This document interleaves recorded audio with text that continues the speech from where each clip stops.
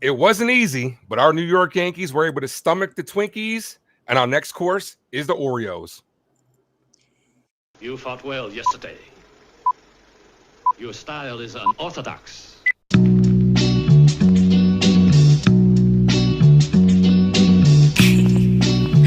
Scorpio.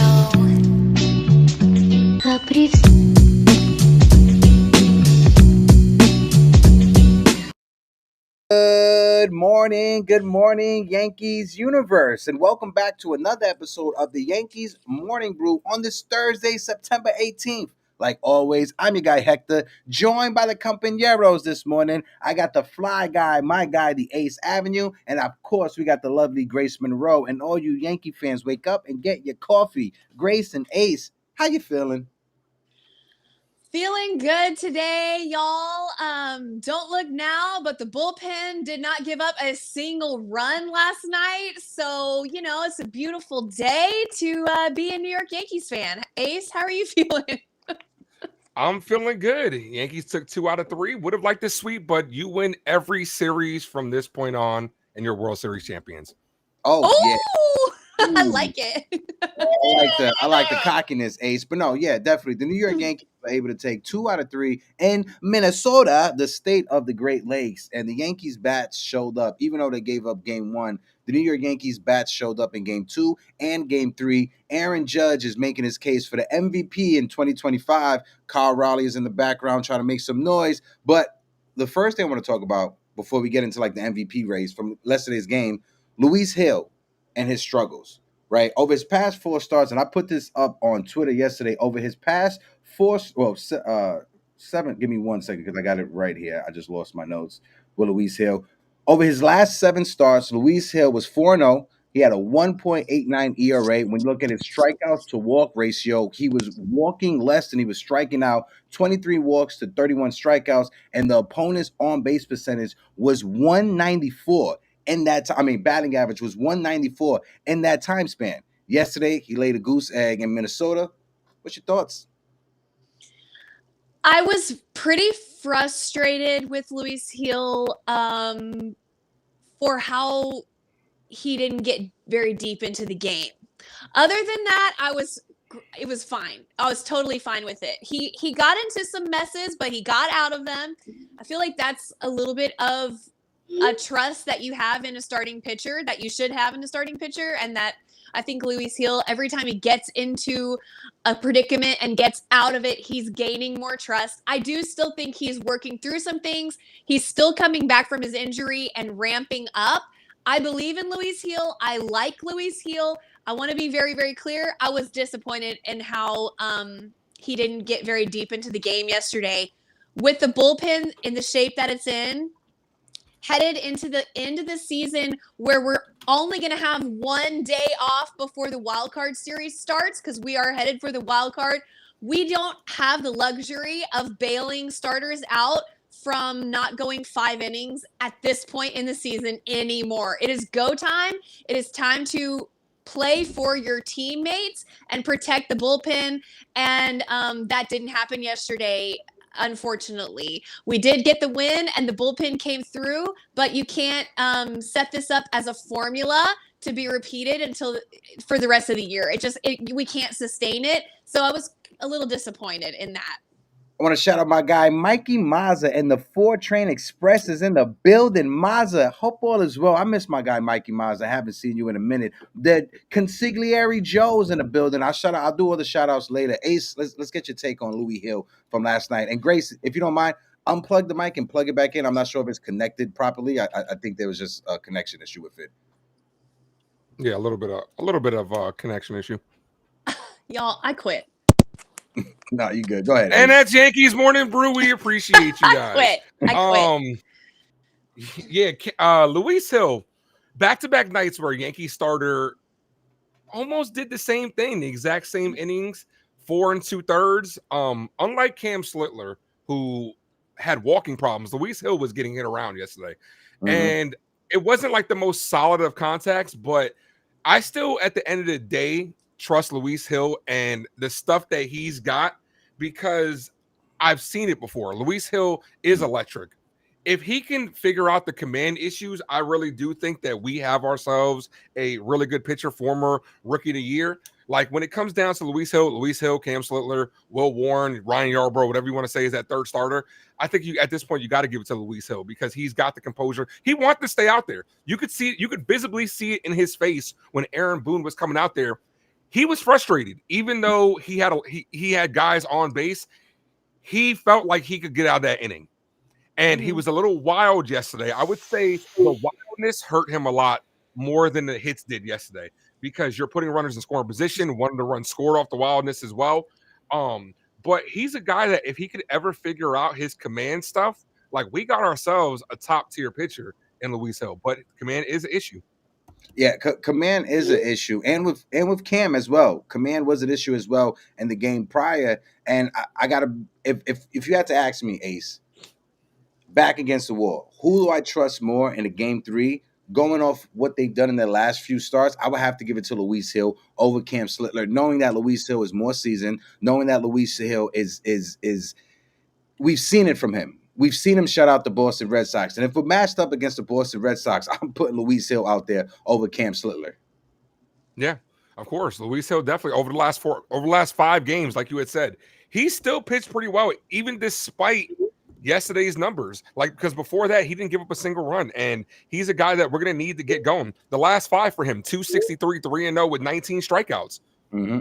That's a guy that you can go out there and rely on. It's getting to the point where, like, he got out to a late start, but we're going to need a guy like Luis Hill to go out there and shove for us. And in my opinion, he'd be one of my 3 starters going into the playoffs. Yeah, and final line on Luis Hill on the night from yesterday: 4 2/3, 9 hits, 4 earned runs, 2 walks, 2 strikeouts. I like the fact that the strikeouts he only gave up 2 strikeouts, so it wasn't the command issue for Luis Hill. It was just locating the ball in the strike zone, and they were teeing off on him in the strike zone. They was getting hits, 9 hits in 4 2/3 inning. You want Luis Hill to be better, especially as a game 3 starter going into the postseason. Like I said, he's working on some things. I do think, the one time the training staff ran out there to check on his velocity was down a little bit, and they thought maybe his injury was getting re-aggravated or something was going on, and Luis Hill was like, no, I'm just dialing back. I'm choosing when to attack and when not to attack. So he is working on some things, and I think it's a perfect time to work on some things versus the Twins. All due respect, which is not very much respect. It's the time to work on some things, and I think that's what we saw from Luis Hill last night. So I'm not that worried about him. I wish he would have gone deeper into the game. That's really my only complaint from him yesterday. I want to shout out the chat before we continue in the conversation. Shout out to my big bro Heck in the building. Heck, how you doing? Big time Jerry Cadell is in the building. Our good friend Stephen B. Make sure you guys are following Stephen B. and on his YouTube channel. Steph, drop the link in the chat. That way everybody can give you a follow. Our guy Jonathan is in the building. Mr. Do Your Job, hit that like button, is in the building. El Consigliere Joe is in the building. My man Enzo Cardona Lorenzo is in the building. Yo, Enzo, I'm gonna need a beat for the new Knicks season, bro. I'm putting it on you. I need a new instrumental for this new Knicks season that's coming up. Shout out to our good friend Tina, one of the best moderators that's out there on YouTube and Discord. My man Jason161, one of the only other Yankee content creators that we call family over here. Shout out to my guy Jason161 over there. Make sure you guys give him a follow, give him a subscribe. Our guy Future's in the building. Future, how you doing? Salute. Michael D said, Grace, is that a new hat? That's a little cowboy hat from the Yankees. And of course, our guy Custodio, my man Jason Custodio is in the building. Jason, I hope all is well. L.I. Yankee King. Yeah. Yo, Li, keep the trolling down, brother, before I find you on the LIE. But shout out to my guy L.I. Yankee King who was in the building. Go ahead, Grace. You were saying something? I just want to say real quick, this hat is my most prized possession.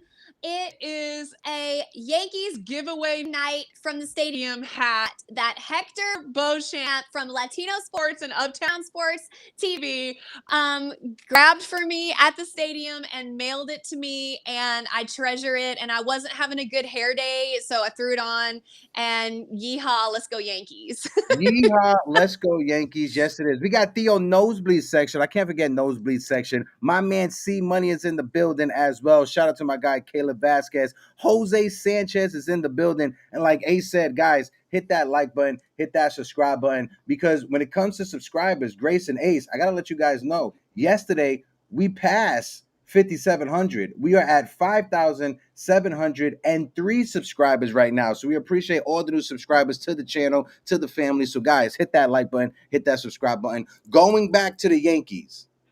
Yankees finished up the series against the Minnesota Twinkies, and now they're getting ready to go into Baltimore to face the Orioles. Before we get into that conversation, there's something going around on the timeline that I think we have to have a conversation about. Grace, I'll let you lead the way in it, because you have been leading the charge in this conversation when it comes to Sir Aaron Judge and Kyle Raleigh for the MVP. So, Grace, what's your thoughts? So I think we have a real division now in baseball and in baseball fans, where it's the people who hate the Yankees want Cal Raleigh to win the MVP, and the people who like the Yankees want Aaron Judge to win MVP. When your team loyalties should have absolutely nothing to do with the MVP race, period. And I heard an incredible argument on Twitter the other day. And I'm sorry, I don't remember who said this, so I can't give them credit. But I'm sorry, I don't remember. But it was, if Aaron Judge was playing on the Mariners, the MVP would be going to Aaron Judge and nobody would blink twice about it.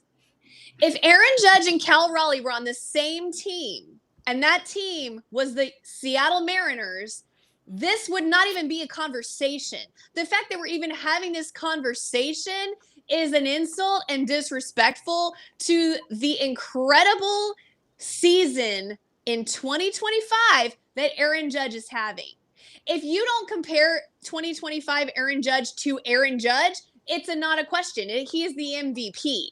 And then I do know who said this, so I will give them credit, but I saw this on Twitter as well.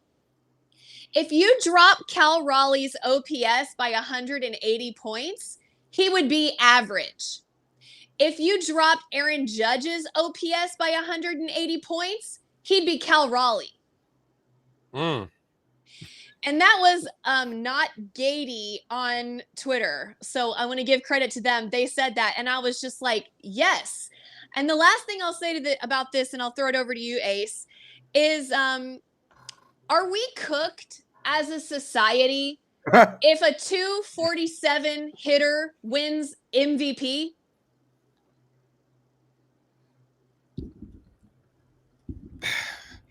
I mean,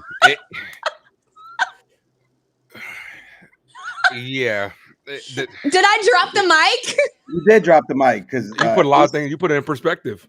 Yeah, it's as simple as that. Like 247, right?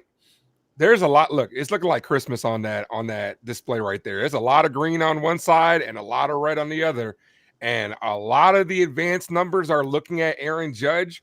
But I really like, as of late, like I was talking to you guys backstage, I'm listening to a lot of ESPN. I'm not going to shout anybody out over there, but it's becoming to the point where it's more like, what is Judge not doing? Why Judge doesn't deserve it, rather than why Cal Raleigh does deserve it, right? You're starting to hear people talk about, I even heard somebody bring up the fact that he doesn't do good in the postseason. That has nothing to do with a regular season reward at all. Nothing to do with regular season award. But for you to say, I mean, on top of that, he missed a month. Judge missed some time, which should also go in his corner. This guy is him. Like, you want to sit here and say, the Mariners were in first place. They're not anymore. You can't use that excuse anymore. People are leaning towards, well, the Mariners were in first place in their division. The Yankees are a wild card team. We can't. That's, first of all, that's a team accomplishment. The teams are in there, not the individuals. It's as simple as that. But it really comes down to Yankee bias and voter fatigue. We've seen it all throughout the league. We've seen it in multiple leagues. Like Lamar Jackson versus Josh Allen was a big one. We've seen it happen with LeBron James a lot of times. Yeah. Like, voter fatigue is a real thing. Mm-hmm. People are like, I guess I got to give it to this guy because I'm tired of giving it to that guy right there. So the narrative of Cal Raleigh is probably what's going to win. The anti-Yankee bias and the narrative of Cal Raleigh is probably what's going to win it. Switch hitting catcher, yeah, great story. But he's only winning in home runs, more plate appearances, RBIs, stolen bases. We saw Judge try to steal third to get a little bit closer. Judge was thinking about it when he stole third the other day and got caught. Let me get a little bit closer, so that's one less thing that Kyle Raleigh has over me. But ultimately, at the end of the day, like, you robbed Aaron Judge of an MVP a couple of years ago with Altuve. Don't rob him again this year of another MVP versus Kyle Raleigh. I'm so glad you brought up Altuve, because Altuve that year hit less home runs than Aaron Judge, but his batting average was higher, and they were like, oh, well, the batting average matters more. But now when Aaron Judge has a higher batting average, now the argument is, oh, well, the batting average doesn't matter. Like, if you hate the Yankees, just say that. Like it is beyond offensive, like, to the sport of baseball. Aaron Judge is actually Mickey Mantle reincarnate, okay? Not Cal Raleigh. Keep my wife's name out your mouth, because next time you invoke the name of Mickey the Mantle with Cal Raleigh, you need to take a step back and look at your life and look at your life choices, because what Aaron Judge is doing is actually breaking Mickey Mantle records on the regular. Not one single record one time. Y'all. I want to shout out my guy C Money with the $4.99 super chat. Thank you for helping us keep the lights on. He says, Hector, put on your cowboy hat too, bruh. First off, I sent my cowboy hat to Grace, so I do not have a cowboy hat to put on. Thank you, Hector. You're welcome. You're welcome. And Grace, do not hate me. Please do not hate me. If you can, just unplug your mic and plug it back in. Por favor. I'm so sorry. It's not me. So what about you, Heck? Where you stand on the Judge Cal Raleigh? Where you stand? When it comes to the Judge and Cal Raleigh situation, this is a back and forth thing. I think the voters are gonna end up going to what team makes the division or what team is the wild card. And my vote, I've gone back and forth. I have to give it a Judge, but I understand when it comes to Cal Raleigh, the defense as a catcher, if Seattle wins the AL West and the Yankees are a wild card team, that is going to factor into the conversation as well. Kyle Raleigh, we got to look at his defensive metrics. He's not having as great of a defensive year this year, like in years past. Like, people like to bring up his great stats as a defender, as a catcher. His numbers defensively this year is not as great as it was last year and the year prior. He still is one of the best and top catchers in all of Major League Baseball when it comes to his defense. But I think the voters, like you said, Ace, it's voter fatigue. They've given the award to Judge, they feel they gave it him so many times. They voted for him so many times. They look at Kyle Raleigh as the new hope, as the new guy, new switch hitting catcher, new guy on the scene taking charge. And I think that's the route that they're gonna go. Yeah, it's sad because what's the criteria? Because like Grace was saying, one of the year. Hold on, wait, if I can real quick. Li, I love the shit out of you, Li, but you got to do me a favor. You got to stop with the cursing in the chat. That's one thing that has to stop right here. You have to stop with the cursing that's going on in the chat. If you cannot respect the terms and services of the chat, you will be kicked out. I got a lot of love for you. I love the shit out of you, bro. I love going back and forth, having these conversations with you. You cannot be doing that in the chat, because that flags this live, that flags the channel, and YouTube will send us to the shadow realms if they see people like that talking in the chat. So this is your last and final warning. Do not talk like that in the chat. If you cannot respect the terms and services, you'll be tossed to the shadow realm like this is fucking Yu-Gi-Oh, my guy. Sorry, Ace, go ahead. Yeah, you're good. Let's keep it respectful in the chat.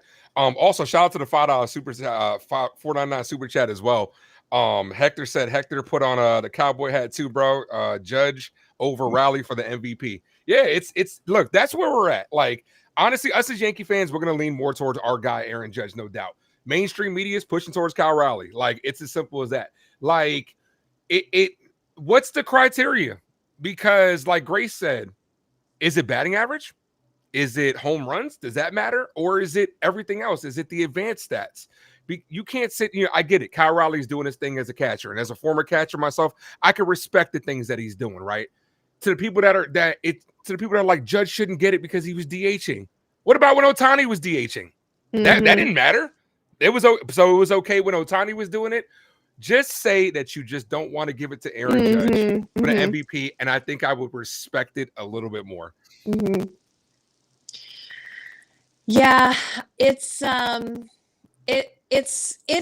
actually insulting me. It's actually pissing me off at this point. It's actually pissing me off because Aaron Judge had more home runs and played better defense than Jose Altuve the year Jose Altuve won the MVP, and they said, we don't care about that.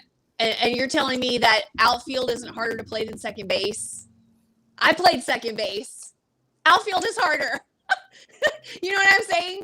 Like, so I listen, if Cal Raleigh hits 62 home runs and ties the record, or if he breaks the record, give him MVP.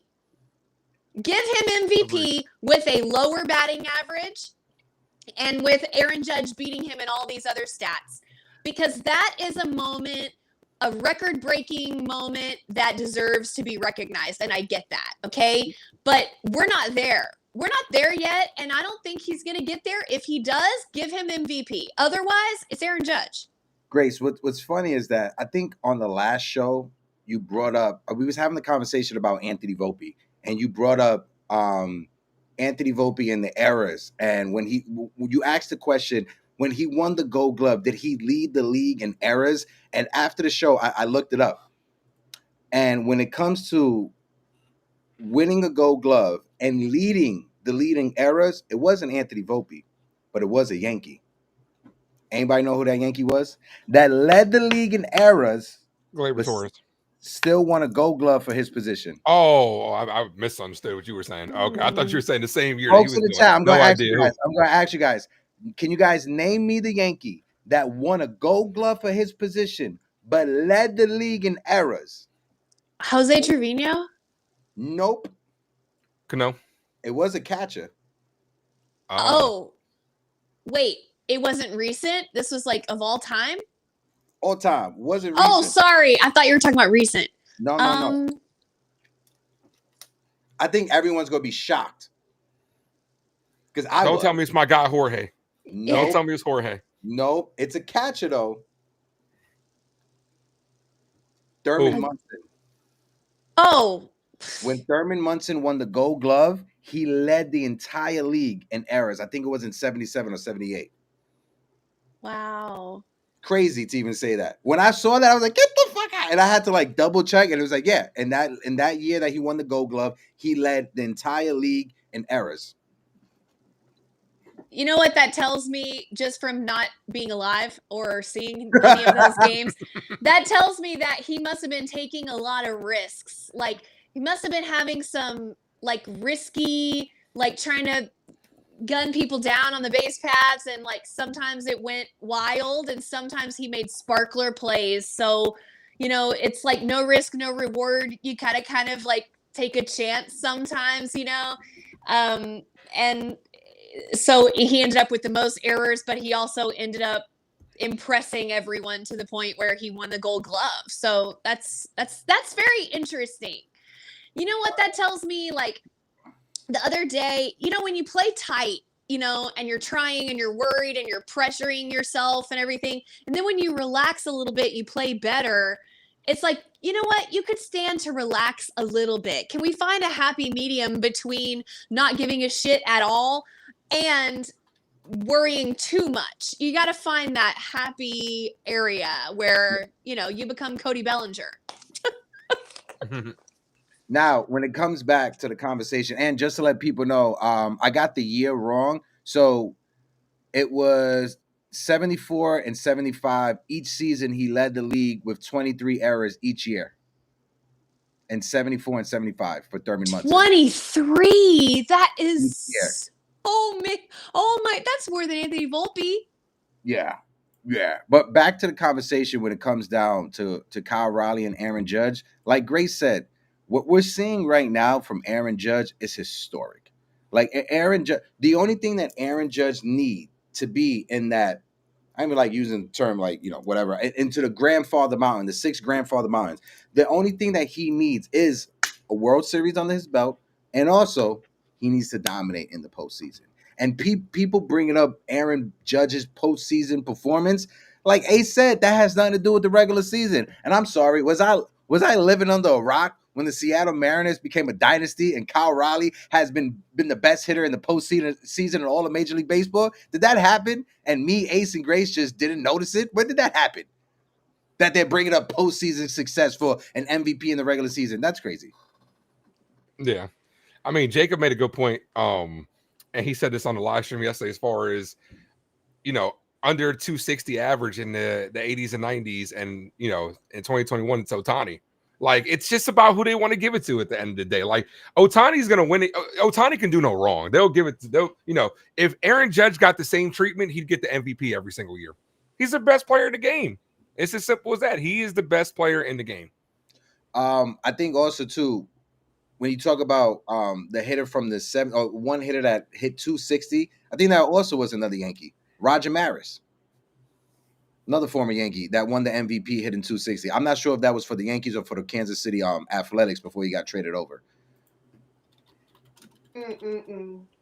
But no, I'm giving it to Judge. To me, it's going to Judge. And again, I know the writers are going to focus on what team wins their division or wins the wild card. And if the Seattle Mariners win their division and the Yankees win the wild card and get in by the wild card, I know that's going to sway a lot of the voters.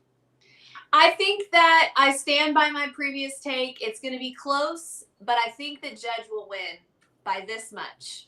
Yeah. No, and I have to believe that the writers are going to be somewhat objective. If not, what are we doing? No, and to Eli's point, what Kyle Raleigh is doing is historical. Absolutely. But so is Aaron Judge. Like, Kyle Raleigh as a catcher, being a switch hitter catcher as well, being one of the first switch hitters ever in baseball to put up the numbers that he's putting up right now. I think the last time a switch hitter hit 50 home runs was Mickey Mantle, if I'm not mistaken. Somebody correct me in the chat if I'm wrong. But when you look at it, Kyle Raleigh is putting up historic numbers, but so is Aaron Judge. And it's going to come down to who do you want to give the MVP to? Who do you think deserves the MVP more, Judge or Kyle Raleigh? And I got to go with Judge. Even though Judge missed almost a month of the season and Kyle Raleigh's played more games than him, I got to give it to Aaron Judge. Yeah. I mean, I'm right there too. He's got it. It's like I said, even if it doesn't happen, like Grace was saying too, if Raleigh gets 60, dare I say breaks the record, then that's one thing. Then you give it to him in that case. But if Judge starts going on a tear these last, dozen or so games, then Judge quietly put up 3 hits yesterday. No one's talking about it. 3 hits. Mm-hmm. Correct me if I'm wrong, and I'm gonna just say this real quick and throw it over to Grace. But I feel it's going to come down to the home runs. Whoever has more home runs is going to win the MVP. If Judge has more home runs than Kyle Raleigh at the end of the year, Judge is going to win the MVP. If Kyle Raleigh finished the season with more home runs than Aaron Judge, Kyle Raleigh is going to win. It's going to come down to who has more home runs. And like you said, Ace, if Kyle Raleigh gets to 60 home runs, you can put it in the book. It's his MVP. If he can get to 60 home runs as a catcher, he's winning the MVP. But if he doesn't get to 60 home runs, and it's neck and neck with him and Judge, it's going to come down to who has more home runs at the end of the year. I think if he gets to 60, then it's automatic. Then he'll probably win. It's automatic. But I don't agree that certain positions should win MVP. Oh, okay, y'all. This is taking me back to the Ohtani days. Like, should Ohtani win MVP every year just because he pitches and hits? Like, should he just automatically be weighted way more and have like a golf handicap because he pitches? Like, but he hasn't been pitching and he's still winning. So okay, yeah, exactly. Don't get me started on that. But that's what I'm saying. Like, it's. Yeah, I mean, I can't. If Judge was glazed like Ohtani was, he'd win it every year. It's as simple as that. Like, they're making, they're praising over, crazy stats. 50-50, the first ever 50-50 player, 50 strikeouts, 50 home runs. Like, okay. Like, that's 50 strikeouts is ain't shit. It's not a lot. Like it's really not for a pitcher, but Ohtani hasn't been pitching, and they're moving the goalposts when it comes to Aaron Judge. Like, because 1 year it's about average, 1 year it's about home runs. It's as simple as that. Like, whatever narrative fits their whatever fits their shit, that's what they want at the end of the day. Like, they just don't want Aaron Judge to get it. It's okay. We know it. It's not the home run award, okay? It's not. The only reason Aaron Judge won the MVP the year he broke the record was because he broke the record. If he had ended that season with 60 home runs, he would not have won the MVP over Ohtani. You will never convince me that he would have. If he got to 60, I think he won. If he got at 55, if he was in the 50s, I don't think he's winning. 60s, I don't know about that, man. It was tight, bro. Like, I remember that race. They were hating. They were 50-50. They honestly, they were like, because you were hearing it for a long time, like, Ohtani deserves it. Like, how? Even the fact that Judge broke it, they were still considering giving it to him. So I agree. I mean, we can respectfully disagree. If I don't think if Judge breaks the record, I don't think he's getting it. I think they would have definitely gave it to Shohei. Even he breaking the record, he barely got it. I think if he would have got to 60, just because of the of how the rarity of getting to 60, because besides Judge, when was the last time we got somebody that got 60 home runs in a season? So I think 60 home runs. If Judge would have got 60, he's winning the MVP without breaking the record. If Judge would have ended the season with just 50-something home runs, 58, 59, they would have just given it to Shohei Ohtani. But I think Judge getting to 60 home runs, I think that the rarity of somebody getting to 60 home runs, it's what gave him that extra push, and winning, breaking the record on top of it made it even more. And I think I have the same feeling with Kyle Raleigh. One, because he's a catcher. Two, he's a switch hitter. And I don't think there's been any switch hitter to ever hit 60 home runs in a season in Major League Baseball. He's a switch home run hitter. Let's be clear. He's not a hitter. This man is not a hitter. This day and age, when the average, he is an average hitter who hits home runs from the right and left. Let's call a spade a spade. In this day and age, when the average batting average is 250 in Major League Baseball, that no one cares about batting average in baseball. Yeah. Correct. He is an average hitter. He is an average hitter. I wouldn't say right. I don't think an average hitter. Anybody who hits 50 home runs is not an average hitter. He's an average hitter who hits home runs. I mean, Kyle Raleigh be hitting the hell out of the square button on MLB The Show. If you play the game, you guys know what that is. That's the power button. Yeah. I mean, but also to another thing that works out in Judge's favor, Kyle Raleigh's not getting pitched around like Aaron Judge. Like he's over there in Seattle. No one's worried about him like that could actually change the game like Aaron Judge. How many intentional walks has Judge had this year? How many times is he getting pitched around this year? That should all go in his favor as well. Now it does. It helps the OPS and the OBP, no doubt. But Judge is dangerous. Like they go in with the game plan on Aaron Judge.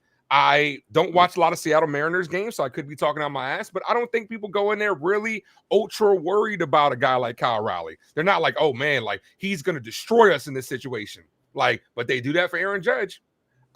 Just to give you and Grace the ammo, just to give you guys the bullets for the conversation. When it comes to Kyle Raleigh, he has 16 intentional walks on the season. You guys want to take a guess? Grace, do you want to take a guess how many intentional walks Aaron Judge has? Take a guess. Take a wild guess. 25. 31. Wow. So basically double. Wow. And that doesn't count. Let's be cautious with him and pitch around the strike zone, the intentional walk. Like Aaron, I mean, you're worried about a guy like Aaron Judge, even in the postseason. Like Aaron Judge has had his struggles, but he's still Aaron Judge. I'm not worried about Kyle Raleigh.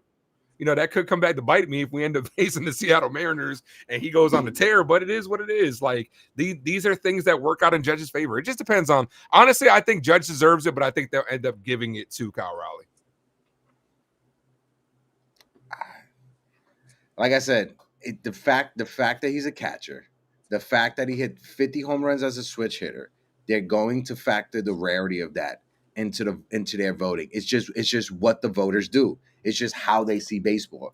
The rarity factor, the rarity of Shohei Ohtani being a hitter who can hit 40 home runs and be a pitcher whose ERA could be around 3, that's a rarity that's never been seen in Major League Baseball, and they give extra points to rarity. It's just what it is. It's just how the voters vote. Do I like it? No, I don't like it because offensively, I think Judge had a better season than Shohei Ohtani. But when you look at, okay, cool, 40 home runs, but also being a starting pitcher that could give you 15 to 20 to 25 starts with an ERA around 3 in Major League Baseball, that's valuable as fuck. I think that if they do give it to Cal Raleigh, it will devalue the award to me, just personally. And but then if you look back over the course of the sport, there have, like, let's say let's use Mickey Mantle as an example. We've been talking about Mickey Mantle all day. Mickey Mantle was probably the best every year he played, but he didn't win the MVP every year. Like, virtually in every sport, you've got a dominant player who doesn't win MVP every year, even though they are the best player in the sport every year. So I do understand that when you look back over history, it's going to happen that people beat Aaron Judge out for the MVP award, even though he's the best player. But it will devalue the award, in my opinion, and it will make me lose respect for the writers, in my opinion. Unless Cal Raleigh hits, 62 home runs, then give him the award. And I'm totally understanding, and good for him. Just my opinion. Yeah. I get it. But again, the rarity of a catcher hitting 50 home runs as a switch hitter is something that's going to give him more votes than Aaron Judge. It's just the rarity fact of it. Aaron Judge hitting 60 home runs and getting 62 breaking the record. It's a rarity that got him the MVP. It's the rarity factor of the vote. That's just what it is. Again, Shohei Ohtani. That's why Ohtani won the MVP last year over Francisco Lindor, even though Francisco Lindor was more valuable to the New York Mets, especially towards the end of the season. It's the reason why Shohei Ohtani may not win the award this year, because he hasn't pitched that much this year. I think he had a no-hitter I think he pitched 5 innings. He had a no-hitter or something like that, and they took him out after 5 innings.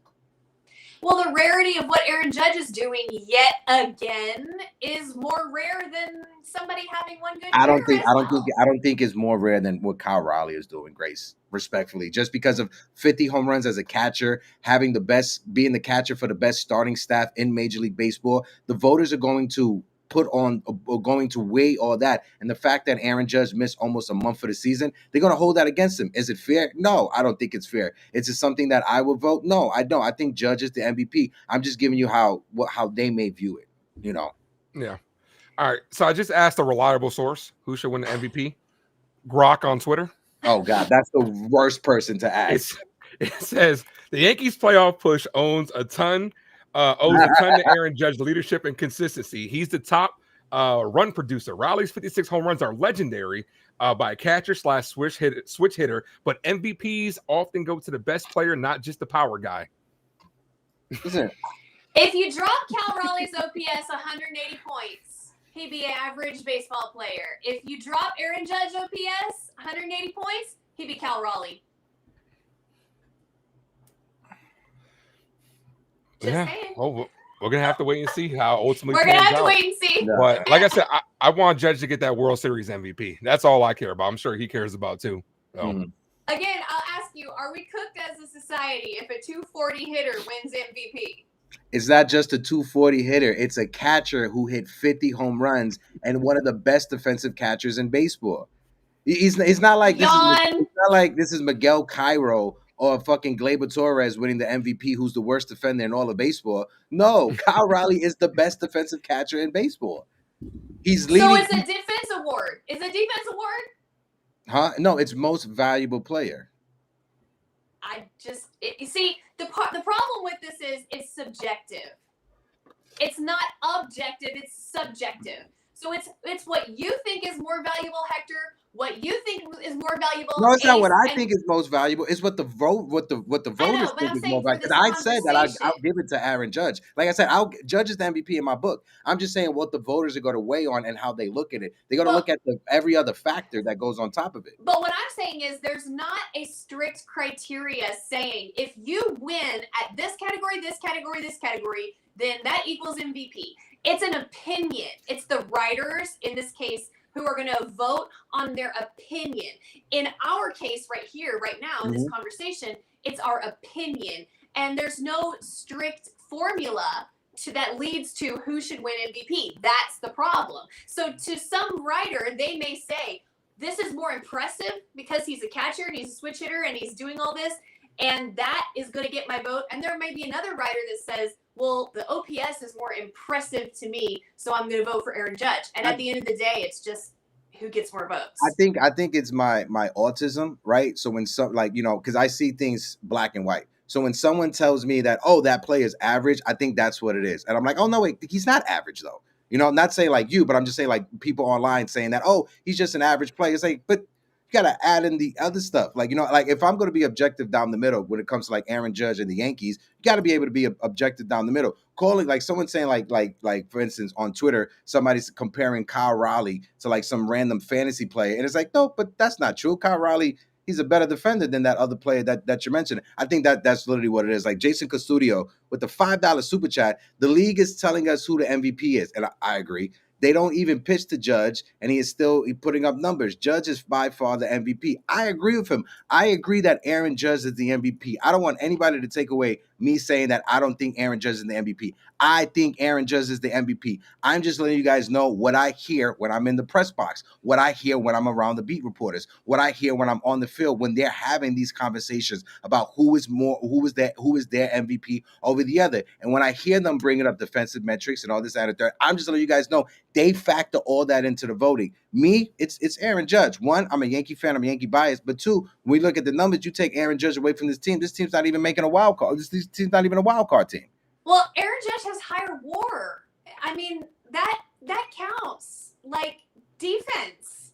You can't sit here and tell me, like, not you, Hector, but people, you can't sit here and tell me, like, oh, his defense. Well, that's what WAR is made to do, to weigh the offense and defense, the overall player, and how you contribute to your team. And Aaron Judge is beating him in WAR and has been beating him in WAR all year. To me, again, I bring up this argument that I saw on Twitter, and I can't remember who said it, so I'm so sorry. If Aaron Judge and Cal Raleigh were both on the Mariners, and you watched them both play day in, day out next to each other, we wouldn't even be having this conversation. Aaron Judge would be the MVP. They'll still give it to Kyle Raleigh. You know why? Because we've seen it. They gave it to Roger Maris over Mickey Mantle. Why? Because Roger Maris, one, was a power hitter and also was a better defender in right field. We've seen them. But he broke. It was before he even broke the record. It was when he was with the Athletics. So we've seen them give the award to somebody who has a less batting average, but he was a better defender. We've seen it with Mickey Mantle and Roger Maris. And it was before they were on the same team. Well, you'd have to pull up those numbers side by side for me to make an argument. I don't know. I'm just saying defensively, Roger Maris was seen as a better defensive right fielder than Mickey Mantle was in center field, especially because Mickey Mantle was injured because he stepped into that he tore up his knee and his ankle in right field at one game playing with DiMaggio. I don't understand what your argument is. No. My argument is that like defensively, Mickey Mantle was less of a defender than Roger Maris. So I'm saying we've seen this conversation with defense and players with a low batting average. Like Roger Maris had a low batting average, but his home run numbers was high, and he won the MVP over Mickey Mantle because he was a better defender. But I don't understand what you're saying. You said if they were on the same team, and I said we've seen that already because we've had Roger Maris and Mickey Mantle on the same team, and Roger Maris won the MVP over Mickey Mantle because he was a better defender. Okay, but then you said when he won the MVP, he was playing for the Athletics. He's won the MVP. He won the MVP with the Yankees and with the Athletics. Before he came over to the Yankees, he won it over Mickey Mantle because he was a better defender and had more home runs. Okay, but they weren't on the same team at that time. No. But then when they were on the same team, Roger Maris won the MVP over Mickey Mantle. I'm sorry. I'm not following. Okay, I'm sorry. All right, I'm lost. I'm lost. I'm really lost. You brought up them being on the same team. And yes. I said we've seen this scenario already with Roger Maris and Mickey Mantle. And Roger Maris won the MVP with a lower batting average, higher home runs, but he was a better defender. So what was his WAR that year versus Mickey Mantle's WAR? I have to look up the wins above replacement.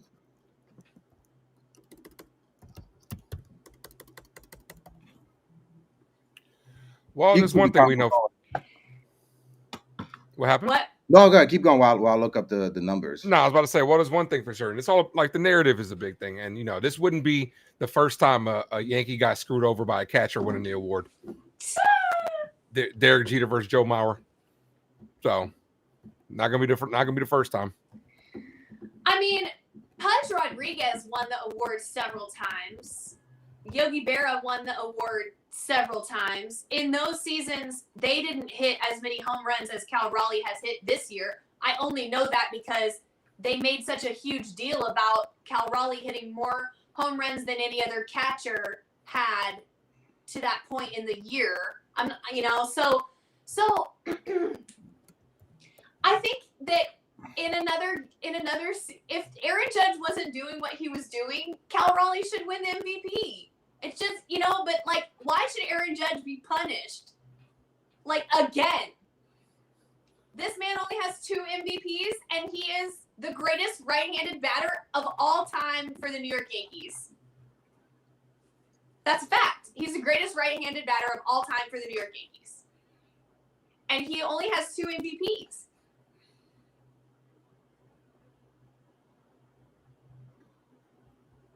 I'm trying to find the WAR.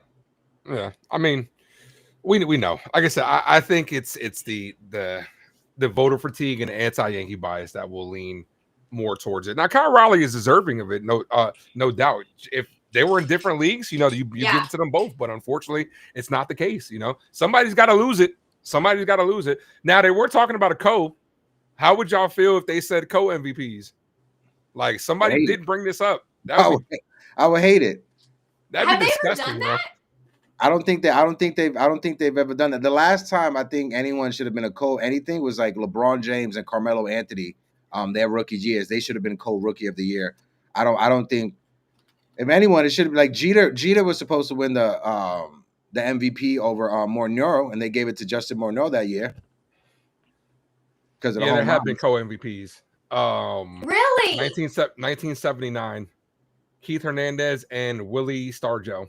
You're kidding me. So does that mean that they voted and it was a tie? Or did they both tied with 216 points. Yeah. Really? Yeah, that can happen. It depends on if say like if the first rounds go to like one player and the majority of the second rounds goes to the other, it's going to come down like that. Yeah, I've seen scenarios like that on Twitter. Like I'm looking it up right now. How interesting. Well, I think we've beaten this dead horse for a while.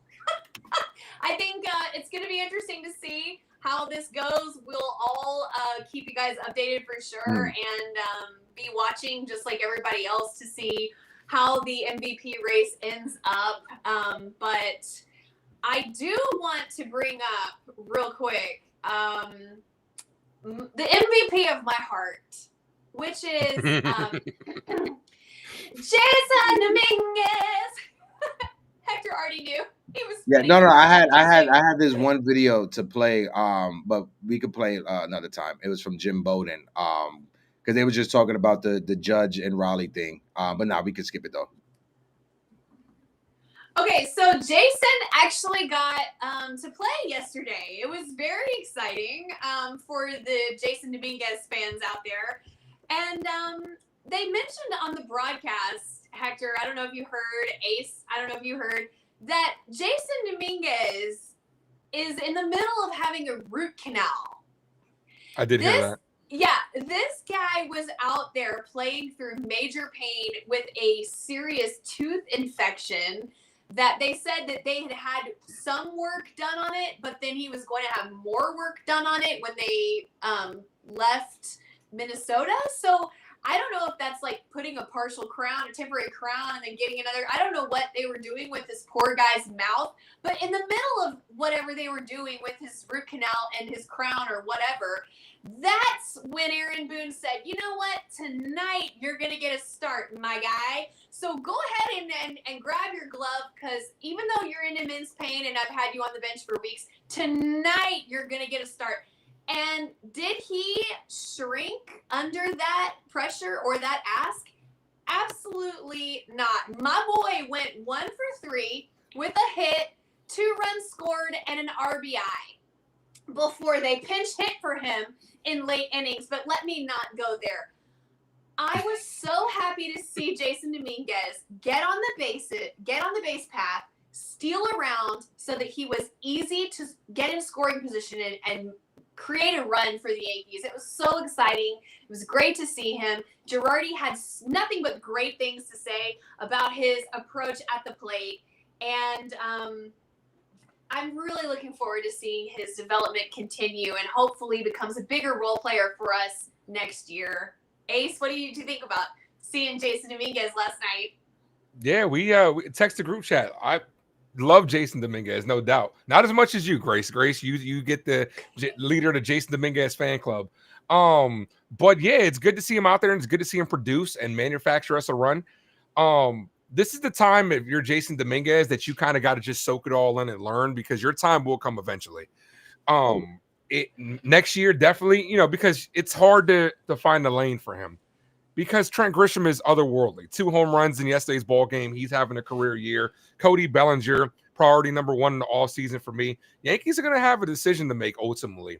You're going to have to decide what you're going to do next year. Are you going to give the reins to Jason Dominguez and trust him fully? I don't usually listen to the broadcast, Grace, but weren't they talking about, they were talking about it on Twitter, weren't they talking about having him play Winter League this year? Yeah, Girardi, he was saying that in regard to him switch hitting, that if he wanted to get more at-bats from the right side, what is one thing he could do to get those reps and improve is to play Winter League, bat from the right side, see a lot more pitches that way, and improve that way.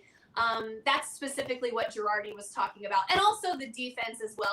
I think obviously the reps in the outfield wouldn't hurt him either.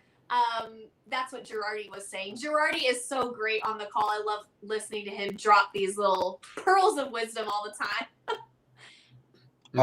Last year, if I'm not mistaken, I think Jason Dominguez and Tommy Pham and Gary Sanchez, they played in Dominican League as well last year, if I'm not mistaken. I know this year Los Aguiles and Licea, they're going to have a game at Citi Field this year. So hopefully when it comes to Jason Dominguez, he gets that practice and that run he needs in the offseason.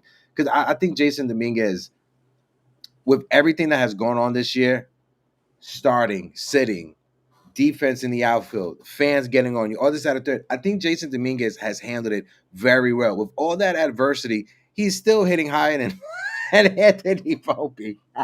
He still has a batting average than Anthony Volpe, Austin Wells, and some of the other Yankee prospects. And I think defensively, Jason Dominguez, he just has to get better defensively out there in the outfield. That's the one thing that's holding him back. When it comes to his bat deserves to be in the big league. It's just his defense in the outfield. It's just his routes on balls. Will that be with the Yankees next year? Will that be with another team? I'm not sure. What do I hope? I hope it's with the Yankees, but I can see the Yankees packaging him and everyone's favorite Yankee, Spencer Jones, in a trade this offseason. I wonder where Trent Grisham's going to go, because I think, when you look at the outfield picture for next season and beyond, regarding the prospects that you brought up, Heck, like Spencer Jones and even Jason Dominguez, who technically is not a prospect anymore, but you know what I mean. When you're looking at the picture for next season, for me, I love Trent Grisham, a Texas boy, Fort Worth boy. I mean, I love him. I think he's having an incredible year. So happy for him. I think he'll get paid. For me, I wouldn't chase him in the offseason. For me, Cody Bellinger is a must re-sign. And I was actually going to bring this up to y'all this morning. I was thinking as I was putting on my makeup and getting ready. I was like, you know what? If the Yankees don't extend Cody Bellinger, I'm going to be more upset than I was when we lost Juan Soto. Ooh. I could see that. No, I could see that. I will be. I don't even care about Kyle Tucker anymore. I don't even care about Kyle Tucker. I'm not even going to sniff him. And Trent Grisham, I love you, but unfortunately, we're going to have to part ways amicably because I need Cody Bellinger. And if that means we have a Cody, Judge, Jason, or Spencer Jones fighting for time, like whatever, I don't even care. I have to have Cody Bellinger on this team. Have to. What Trent Grisham reminds me of, and I brought this up in the last time we was having this conversation. Trent Grisham is going to get a Jason Worth type of deal this offseason. And I compare him to Jason Worth because Jason Worth also solid defender and corner right field or left field. He started his career with one team, went to another team, was able to find his way, and then he hit free agency and got a big payday from the Washington Nationals. I just want to bring up his stats real quick. Hold on, let me just move this over right here so you guys can see his first 7 years in the big leagues. He started with the Blue Jays. Look at the batting average, 261, 208, 262, 234. Then he started catching on 293, 273, 268. And then the last year before hitting free agency, he was 296. When you look at Trent Grisham, his first 7 years, 231, 251, 242, 184, 198, 190, and then 240 this year. His 7th year in the big league is when Trent Grisham took off, the same like Jason Worth before he got paid from the Washington Nationals.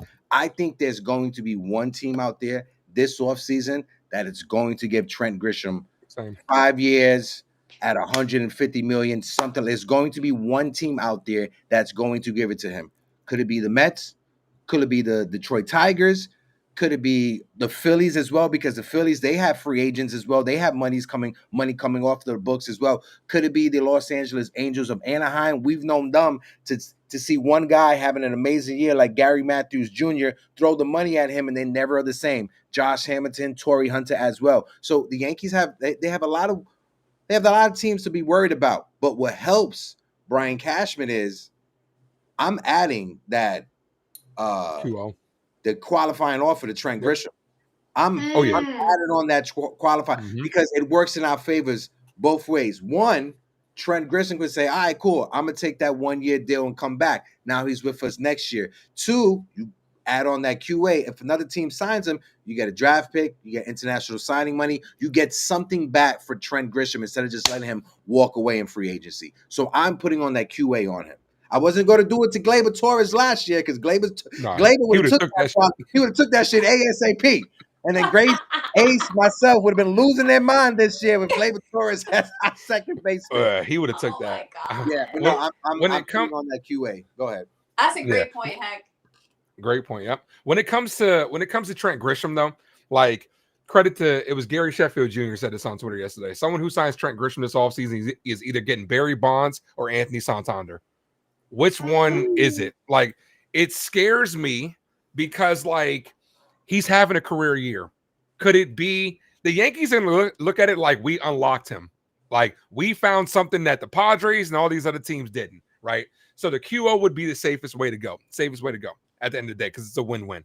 But priority number one's got to be Cody Bellinger because all it takes, like, I feel like Belly wants to be here more. Because we heard, all last year, he wanted to be a Yankee, that type of stuff. I feel like Bellinger will sign. I think Trent Grisham can go to the Mets because the Mets have had a center field problem all year. All it takes is one team to overpay. That's all it takes. And if I'm the Yankees, I'm not willing to overpay for Trent Grisham. Great. He's our number 2 this year in home runs. But do you trust him ultimately, like long term? I feel like we've seen too many times a guy's gotten paid and then he kind of reverts to the back of his baseball card. And that would be one of my biggest, fears as a Yankee fan. We've seen Yankees give out these big contracts to guys and then they revert back to the norm. So and that's exactly why I trust Cody Bellinger long term. Same. Because or why I want to sign him because I trust him long term. You nailed it with that point, Ace, because for me, when I was thinking this morning about Juan Soto and how I felt about how I was like, we must sign Juan Soto. And then afterward, I was so upset.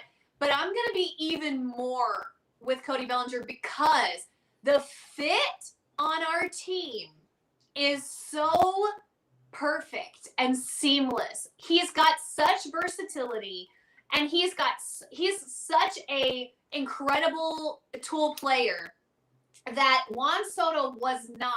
And I'm not gonna start, hating on Juan. I'm not here to hate on Juan Soto, okay?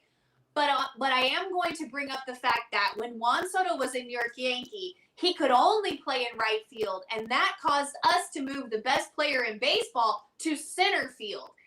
Cody Bellinger doesn't cause that problem. In fact, Cody Bellinger supports our captain in a way that Soto didn't. Soto did in other ways, but Cody Bellinger supports our captain in the ways that we need on this team.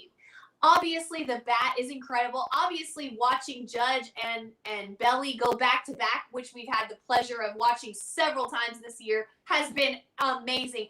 But the way that Cody is able to choke down, throw the ball the other way, situationally hit, play all over the field, including first base. He helps you on defense. He helps you on offense. He's a leader. He's a guy who gets along with everyone. I can't go on enough about Cody Bellinger. We have to keep him.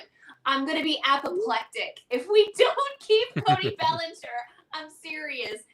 We talked all offseason about how do you replace Juan Soto? How do you replace Cody Bellinger? That's the question I don't think any Yankee fan is going to want Brian Cashman to have to figure, because I'm with you, Grace and Ace. Cody Bellinger should be the priority. And I brought up the Mets as a possible suitor for Trent Grisham because, one, a lot of tea leaves out there pointing the Mets are targeting him because Vladimir Guerrero Jr. signed that extension. But also, when the Mets signed Juan Soto, I was always wondering what was over the hump? Like, what got Juan Soto over the hump? I know it was the money. I understand it was the money, but it was also something else. It was his connection to Starling Marte and his friendship to Starling Marte. That's one of the reasons that pushed him. Of course, 100 extra million, 150 million also helps as well. But there's kind of someone like that with the Mets right now, and that's Brandon Nimmo.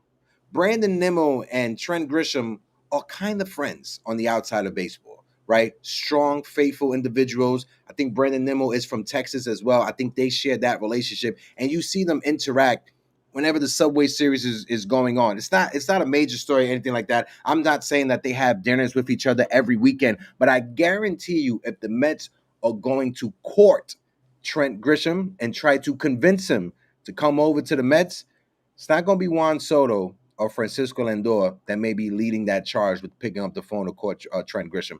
It may be Brendan Nimmo. That's all I'm saying. And it may be Aaron Judge that keeps Cody Bellinger and I'm here. Bingo. So, at the end of the day, you're living the dream, man. You're making millions of dollars. You know what I'm saying? You're playing a game. Why wouldn't you want to play with, people that you're close to on top of that? We've all played sports and played with our friends. So it's just an added bonus on top of that. I value Cody Bellinger more than Trent Grisham at this point. I think Bellinger's versatility allows us to make a couple of different moves next year, whether that's throw Dominguez, give you a outfield of Dominguez, Spencer Jones, Judge, because you can play Cody Bellinger at first base. That also affords you the opportunity to go get Kyle Tucker if you want. So I feel like Bellinger's versatility gives the Yankees more options this offseason. And it's going to depend on Jason Dominguez. Like, what are the Yankees going to do with Dominguez? Is he going to be the guy? Cody Bellinger is important, but I do think figuring out what you're going to do with Jason Dominguez is like priority number 3 for me, besides, fix the bullpen. You have to figure out this kid. Either throw him out there full time, figure out what you're going to do with them. But Cody Bellinger is number 1 in my opinion. If Trent Grisham walks to the Mets, it's not going to make me feel any type of way. Congratulations, Trent Grisham. But if Cody Bellinger walked to the Mets, I think I'd be furious if that happened. Yeah. I'll be more furious if Cody. And then you would have asked me, I think, Grace, you brought it up also, who, if not today, I know you brought it up in the past, who wants to be more Yankee, Cody or Trent? and I got to put that money on Cody. Cody wants to be more of a Yankee than Trent wants to. When I see Trent loves being a Yankee. I'm not saying he doesn't, but I think Cody, because he grew up with his father playing for the Yankees. He grew up being in old Yankee Stadium as a kid. Being there for Old Timers Day on the field, seeing Cody Bellinger and his father have that moment during Old Timers Day, that's something I think will keep Cody Bellinger in the Bronx. And I don't think Trent Grisham experienced that. I don't think Juan Soto experienced that. That's something different. That's not something that you could just put in a contract and just weigh that shit. Having that relationship with your father, having that connection with your father, and to share that moment with your father, I think that is precious. That is more valuable than any check or any blank check that Steve Cohen can sign for the New York Mets. Especially if we win it. If we win it, that goes. It's going to be hard to walk away from a championship team. Yeah, I hope Trent Grisham has a Reggie Jackson type of postseason for the Yankees, and we win a World Series, and then he goes and gets paid somewhere and lives happily ever after. But for me, Cody Bellinger needs to be a Yankee for the rest of his career. There was a stat that I saw about Trent Grisham, and I'll bring it up real quick, and I'll toss it over to Ace. Real quick, because we were talking about both Trent and Mickey Mantle, but over his last 50 games, Trent Grisham has 60 home runs, 0 doubles, and 0 triples. He is the first major league player on any team to have a 50-game span with 50 home runs and no extra base hits. Mickey Mantle in 1958 had a high of 21 home runs and 50 games with no type of extra base hits from doubles and triples. That's crazy. Go ahead, Ace. My fault, brother. Fits in perfectly here. Home run or nothing is what I'm reading. So, how would y'all feel? Clip of him in the dugout when he said, "Can I say the F word, Hector?" No, I've said it like a few times. Me too. So he I can't remember who was in front of him, but it was like somebody hit a double, or something like that. And Trent gets up and he hits a home run and he comes back to the dugout. And accidentally, the Twins had the mic on, which is a fool's errand to ever have the mic on in a Major League Baseball dugout. But they had it on. And so on the broadcast, Trent was walking down the dugout and he goes, "Fuck doubles. Who needs them? Fuck them." And it was, there you go. Everybody was commenting, like, how much aura can one man have? Like, this guy. But it was so funny because you bring that up. It was hilarious. Go ahead. Yeah. If there's a scenario, like I said, the Yankees have options. There's a scenario where they bring back both of them and they ship the kids away. Because, like, if you're trying to win in this small window with Aaron Judge, Garrett Cole, Giancarlo Stanton, if you're right there on the cusp of it, and, why wouldn't you bring back 2 veterans that have had success here? How would you guys feel if all of a sudden you see, in a offseason, you see Yankees sign Bellinger a couple weeks later, they re-sign Cody Grisham, and then next thing you know, they're trading Dominguez and Spencer Jones for maybe top-tier pitching. How would that feel to you guys? Grace, I'll let you go first, since you have a motherly connection to the conversation.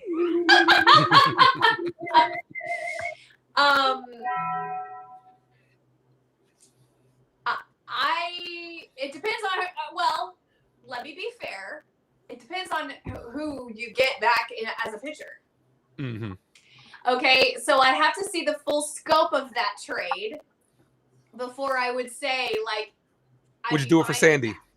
No, absolutely not. I'm not even gonna say Skeens because I know everybody would do it for Skeens. Heck, you do it for Sandy? Yeah. No, trade both for Sandy. I'll do it for Sandy.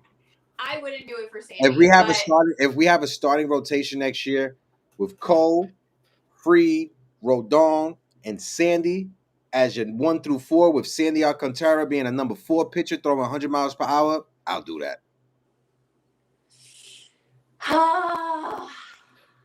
I'd do that.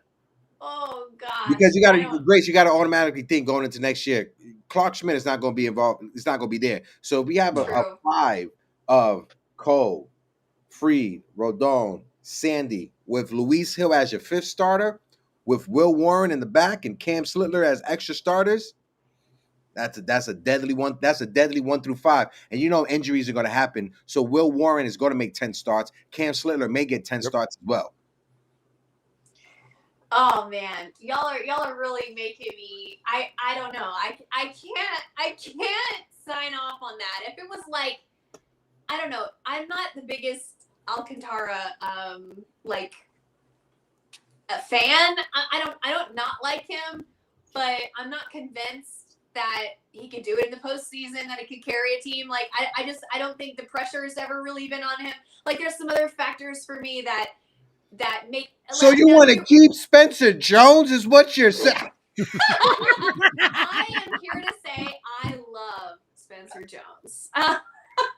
But if it was like Nate Eovaldi or somebody like that who's got like postseason experience, deep October, run, and also electric stuff, leader of a team, blah blah blah blah blah, then yeah, I would do it. But I'm not convinced that this is the new Trent Grisham, and he's not just having a great year. So that's a little risky for me. I mean, maybe if you signed him for like 2 years, 3 years, I don't think he'll sign for that though. Probably get 6 somewhere. So I'm not ready to bet 6 years on Trent Grisham. No offense, I love him. I'm glad he's having a great year, but for me, it's a little bit too risky. Yeah. Yeah, it also depends on the money. If you give him like a short-term contract, like 2-3 years, like it's one thing. But long-term, Yankees make bad decisions with the long-term contracts. We really do, man. We do, and I understand. Oh, go ahead. Keep going, bro. No, go ahead. No, I was going to ask you where are you capping the money in years, but go ahead, keep cooking. Oh man, for a guy like Trent Grisham, he's getting like what 5 this year. Yeah, I'm not giving him no more than 20. I'm not giving Trent Grisham no more than 20 for real. Cody Bellinger, on the other hand, I'm giving him like 25 to 30, in my opinion, because I think he deserves that. Honestly, Cody Bellinger should just do us a favor. Just opt into that player option, dude, and we're good to go. We worried about everything else later, but he deserves to opt out because he's made good money. I mean, he's made his money. That at bat yesterday with Cody Bellinger, the one that kind of put it away for the Yankees. Mm-hmm. That was a ball on the inside corner. If you look at that, that was like a couple of inches inside. And it's not even about the power for Cody Bellinger. It's about putting the bat head to the ball and just making contact, and it soared out of there. Like, I trust Cody Bellinger. Like, he's got to be priority number one. When there's a big situation, unlike a lot of Yankees like that, just go up there constantly striking out or trying to hit the home runs. I don't think Cody Bellinger's going up there and doing that.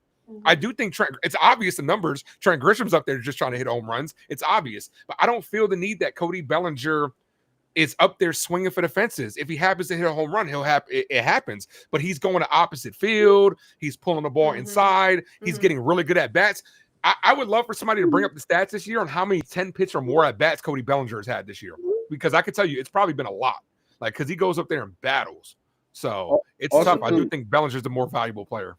Also, too, when you look at Trent Grisham, his splits, all of his home runs are all on fastball, on fastballs. Like everyone, he's a 290 hitter. Lefties. He's a 290 hitter against a fastball, and he's hitting 180 against everything else. I'll be right back, y'all. I gotta open the door. Yeah, and Cody has good splits against lefties.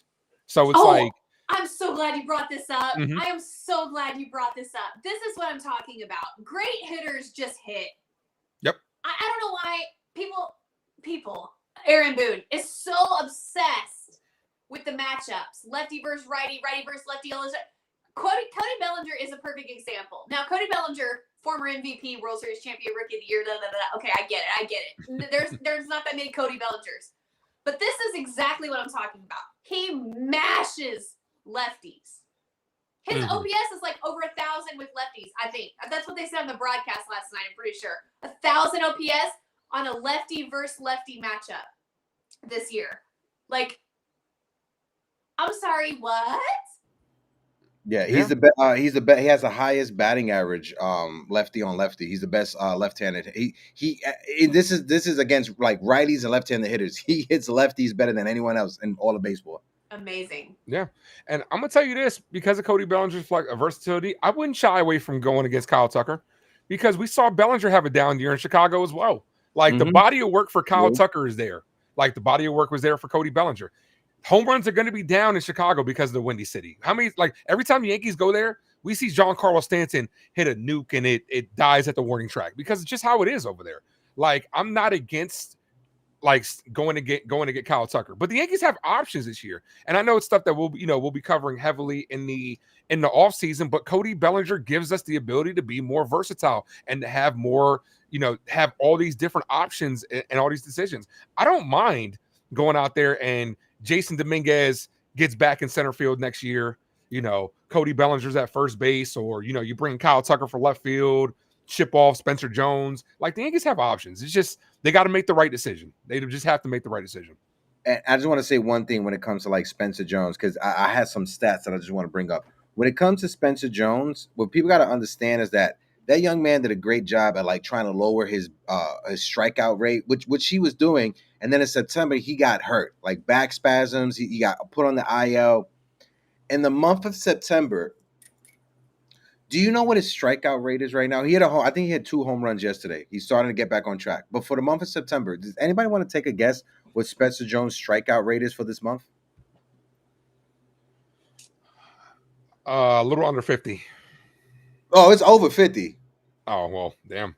58.7%. He has his strikeout rate in the month of September, and that is compiled on the back spasms, his injuries, lower body. He's put on the IL. So he did a great job lowering his strikeout rate from like 37 to like 27, 26%. And then he got hurt, and then he lost his swing. And now the shit is for this month, for the month of September, not August. For the month of September, he is striking out 58% of the time. To be specific, 58.7% of the time. Yeah, I think the back issues are a thing. The back issues are a big thing. We saw Cody Bellinger struggle for a little bit this year because his back was acting up. Got off to a hot start in spring training, kind of, got off to a slow start in the regular season. The back is a big thing. So we're going to have to see. No, but it's alarming when it's a prospect. That's the thing. Like, it's alarming when it's a prospect. And I'm not trying to throw shade on Spencer Jones. I wish him all the best in the world. I'm not shading him because he has injuries and because he has back problems. I have back problems. I have back injuries. So I'm very empathetic towards Spencer Jones, and I hope he's able to figure it out. But I think when you look at his age, when you look at the stats in the minor league system, I think he probably has one more year in the minors before the Yankees wash their hands and get rid of him.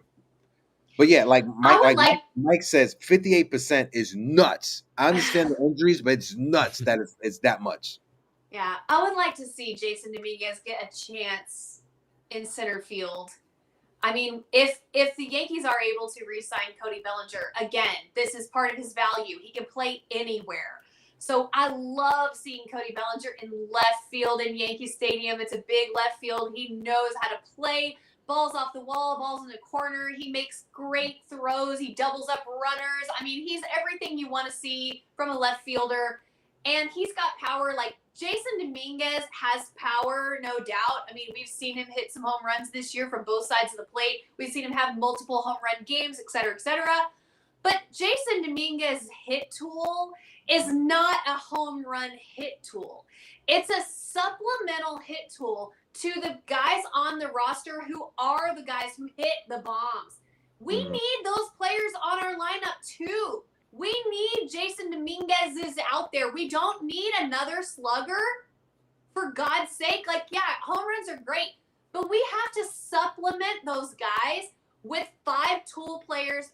5 tool, because if he's in center field and he plays okay, we'll have to see that. 4 tool players who can support the other guys on the team, steal bases with speed, make plays, have energy. That's Jason Dominguez.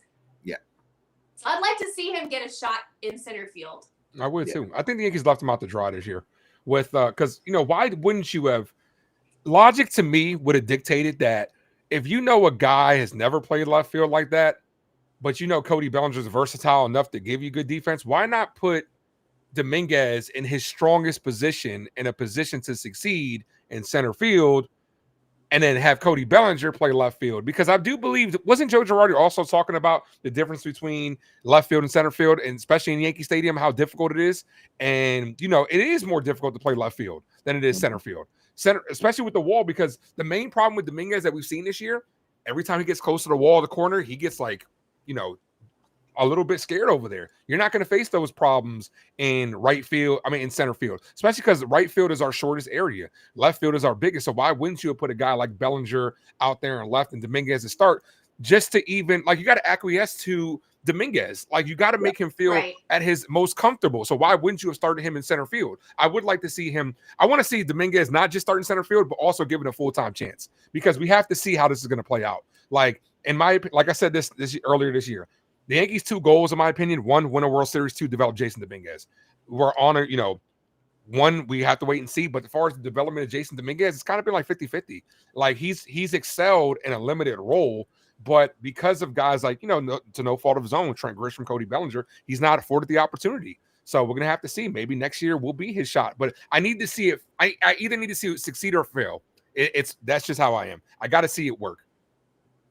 Yeah, I just want to shout out the chat. El Consigliere Joe helping us keep the lights on with the $10 super chat. Appreciate you. Say, I give Belly 6 years at $200 million and a qualifying offer to Gris. I ain't mad at that. I already said I'm doing a qualifying offer to Trent Grisham. So that's about 33 a year. 33 a year.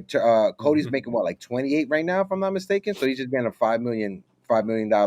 He's making basically you're gonna take Cody's Bellinger, what he's making this year at 28 million, and Trent Grisham's $5 million, and put that together. That's Cody Bellinger's salary, and you still have money to bring in somebody else if you want to go down that Kyle Tucker route instead of Trent Grisham. I'll tell you this like this: do I feel comfortable giving Trent Grisham $20 million a year for 5 years? Not really. I feel more comfortable if we're willing to give Trent Grisham 20 per year. I'd rather give Kyle Tucker $35 million per year. Just give an extra $15 million on top of that 20 you was willing to give Trent Grisham. I'll do that to bring in Kyle Tucker personally. Michael makes a great point too. What happened? I mean, with Dominguez going to, he was excelling in the leadoff spot. Yeah. Like, we went like that Seattle series where he was leading off, dude. We were killing him with runs. Like, he's a table setter. He's a guy that I like his at bats. I like what he brings to the table. I just think the Yankees don't have the patience as of right now to actually see it through. But I agree. I mean, that's one of the things that a lot of Yankee King has been screaming out all year, that Dominguez should be the leadoff guy. And I agree when it comes to that. Next year, I would like to see Dominguez in center field as the leadoff man. I think they just don't want guys stealing in front of Judge with the intentional walk on the table. And because of that, I think that is why they don't have the speed guys necessarily in the leadoff spot like you traditionally see in baseball. Well, but Jason then Dominguez, move Judge to third and Bellinger to second. I totally agree. I've been saying this forever. I don't like Judge in the 2-hole. I understand he gets more at bats. I know it's the new way of thinking. I guess I'm old school because I care about batting average and I want my best hitter in batting third or fourth. But what do I know? You know what I mean? I'm on a podcast in a cowboy hat. So, guys, we're gonna get ready to wrap things up to get out of here because I got to do a 2:00 combo. I hate when people call me. If I don't answer the first time, don't that ringtone again. Don't call me. Call 3 times in a row. When what are you doing? Said call. I hate it when people call me. If I don't answer you the first 3 times you call me, why you gonna call me 5, 6, 7 more times? That makes no sense. Anywho, it's giving thirsty. In fairness is because some people think it's a service issue. Like, because sometimes they're like, okay, if you send them right to voicemail, maybe the call didn't go through. Because I do that sometimes. No. Okay. I'm working on my Bronx accent. Well, I'll send you some clips. Dead ass clips, all right? But before we do that, we need to work on our country accents. If I don't answer the first time you call me, stop calling me 5 y'all, times. stop calling me, y'all. I can't do it. I gotta work on it. Say, I appreciate the conversation. Grace, like always, love you so much, Bessie. Ace, my man, the Ace. Let the folks know where they can catch you later on for one of the best play-by-plays, if not the best play-by-play on YouTube. Oh man, shucks. I appreciate you, man. Thank you. You can find me at the Ace Avenue. I'll be live for the Yankees versus Orioles. Today, this is the last road stand in the regular season for the New York Yankees. The last 4 games on the road. Then we finish the last 6 at home. So let's end it on a good note. I hope the bats come alive today, man, because I'm tired of the excuses. They traveled late. They're sleepy. They got a little thing, sleepies in their eyes. They didn't get to eat. They didn't get their nap. Like I'm sick of it. Come out here and handle your business in game one, because we can't have what happened against the Twins, because we should have, if the bats came alive, we should have swept their asses. So come out here in a 4-game set. I'm gonna be honest. 4 games is very hard to take. 4 games in a row against any MLB team. 3 out of 4 is what I'm looking for. And let's finish the season strong, because now is the time that you got to get right. The bullpen looked amazing. We didn't really touch on it, because we had a great conversation today, but the bullpen looked amazing yesterday. This is the soft part of the schedule where guys need to go out there and figure it out for a postseason run. I'm looking at guys like Camilo Duvall, who looked good yesterday. Camilo Duvall looked amazing yesterday. If he can figure it out, and guys like, Fernando Cruz, shout out to Devin Williams. Devin Williams has been balling as of late too. So we need guys like that to get it going, and, let's go as the chase for 28 continues. Like the lovely Grace Monroe would say, Devin Williams needs a job next year, so he will pitch well. He's trying to feed his kids. He's trying to feed his kids. That's what it is. No, but I just want to add on when it comes to the conversation. The bullpen looked better. Camilo Duvall, I think Ryan from Fireside Yankees, he put it out there. Make sure you guys check out the fellas from Fireside Yankees. They put out amazing work. But Camilo Duvall's numbers have looked amazing over his last 8 appearances, if I'm not mistaken. Fernando Cruz, if he could get locked in.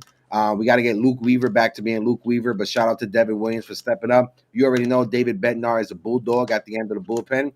I want the Yankees to sweep the Orioles, because I predicted that the Yankees would go 10-3 in the last 13 games, and they lost the first game in Minnesota. So I'm going to need them to sweep the Orioles, take 2 out of 3 from Chicago, and then 2 out of 3 against the Orioles, and then we have a 10-3 record to close the season, and I'll be happy. Here's what I want to say. The Astros are losing. The Mariners are losing. They're going back and forth. Who's going to take first place? Who's going to be in the wild card?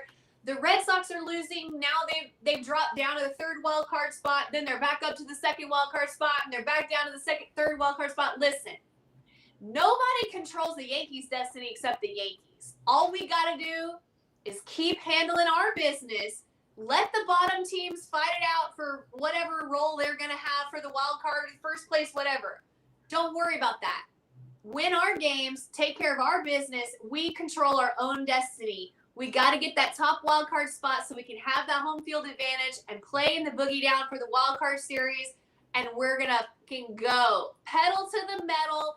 Max Fried sets the tone tonight, goes deep into the game, shows these guys how it's done. And we're going to win this series. And we're going to go all the way, baby. Guys, just be on the lookout. Yankee fans that are in the chat, be on the lookout. September 23rd, September 24th, September 25th, the Toronto Blue Jays and the Boston Red Sox will be going at it.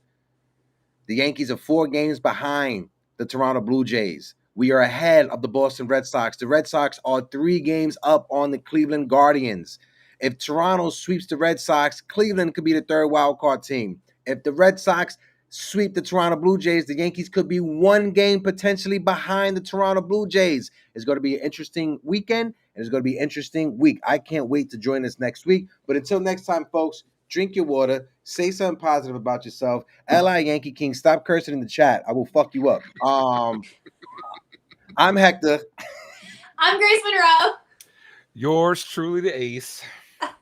And this is the Yankees Morning Brew. And shout out to Ace for doing the cold open this morning. That was awesome. Yeah, it made me hungry though, so now I gotta go eat. Yeah, I'm not gonna lie. I wanted some Oreo cookies, but I don't got no more. I just realized that. But I love you guys. Appreciate you guys. Arriba the Dirty. And until next time, deuces. Bye. You fought well yesterday. Your style is unorthodox.